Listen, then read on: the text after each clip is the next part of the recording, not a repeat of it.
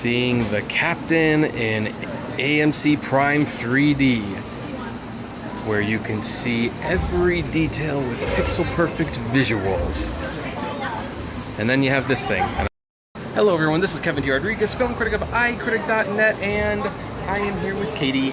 Yay. And I don't know if we actually got any of the old episodes up, but this is our little movie review series. We kind of see what we were thinking before going into the movie, and then we do give like a quick little review after, and we have the Kevin rating and the Katie rating. So anyway, today we are seeing Captain Marvel about a week late because everyone saw it last week. But I didn't want to see it last week. I wanted to, well actually I kind of did, but the Cinematic card wasn't working. So anyway, we're seeing it this week now, and we're seeing it in 3D, and here's the thing, there has been a lot of controversy on the internet over this movie. Are you aware of any of the controversy? No. Okay, so she's a pretty good person. Like, if she doesn't like this, it'll prove the controversy very, very wrong. But, I don't know, I mean, I'm looking forward to it as much as any other Marvel movie, I would say.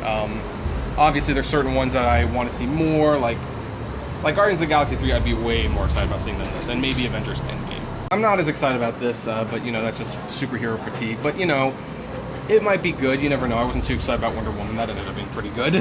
And I was a little bit more excited for Ant-Man and the Wasp, but you weren't interested in that, and you ended up liking that one quite a bit more. Yeah. So anyway, my expectations for this is fairly low. I'm expecting a 3.5 star movie, 3.5 star movie. I mean, you know, it's Marvel. What about you? Are you looking forward to seeing this movie? And I'm not as excited, but I think, who knows, it might turn my world upside down. Okay. What's your projected rating at the moment? A 3. A 3? Yeah. Okay.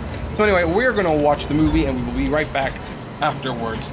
So, Skrulls are the bad guys, and you're a Kree, a race of noble warriors. Heroes. Noble warrior heroes. You've come a long way, but you're not as strong as you think.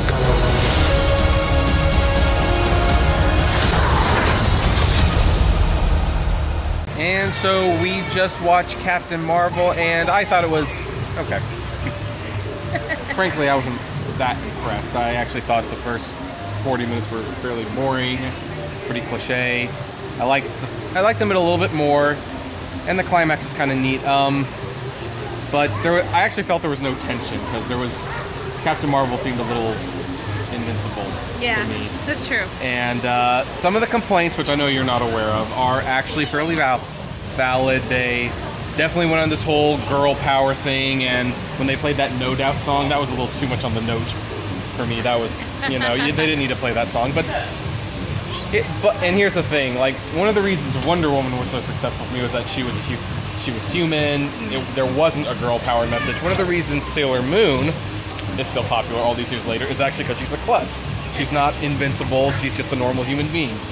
I think Captain Marvel next time would do much better to show a more human aspect of Carol, not just this super powered feminist warrior, in my opinion.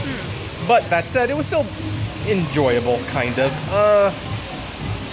A fairly average origin story, but we always got to get the origin story out of the way. I'm going to give it 2.5 stars. I don't know if I can quite recommend it, but the building blocks are there for something better the next time around. And about you? I liked it. It kind of surprised me. I didn't think I was going to like it, but I liked it, so I give it 3.5 stars. Okay. All right. Now for the record, I gave Wonder Woman 4 stars now. What did you give Wonder Woman? 4 stars. Okay, yeah. So we both agree Wonder Woman's a better movie. Yeah. Also, it should be noted that I gave Alita 3.5 stars, so I like Alita better. 4 stars for Alita. Yeah, so I personally, if you have the chance, I'd see Alita instead. Personal recommendation.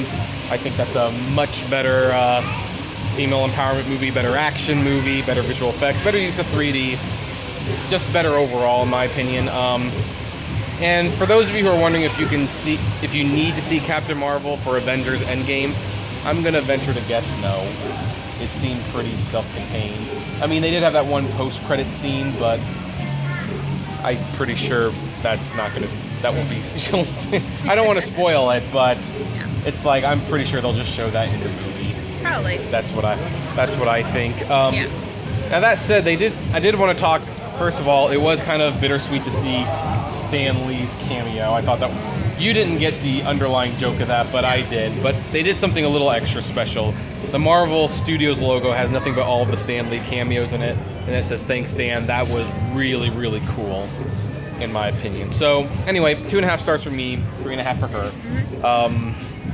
But you know, and really, had they not done some of those stupid things, like they did like that montage of everyone basically telling her, like, you know, you can't do it, this is a boys club, and it's like, you know, this isn't making me connect to her. I mean, just, I don't know why. I don't know, it doesn't. I mean, her looking over those pictures and she's realizing all the memories she can't remember, and there they all are in photos. That I connected way more with her on that than any of the girl power messages. But you know, whatever. That's just me. But you know, otherwise it might have gotten 3 stars. Anyway, what do you folks think? Any of you see Captain Marvel? We'd love to know what you thought about it.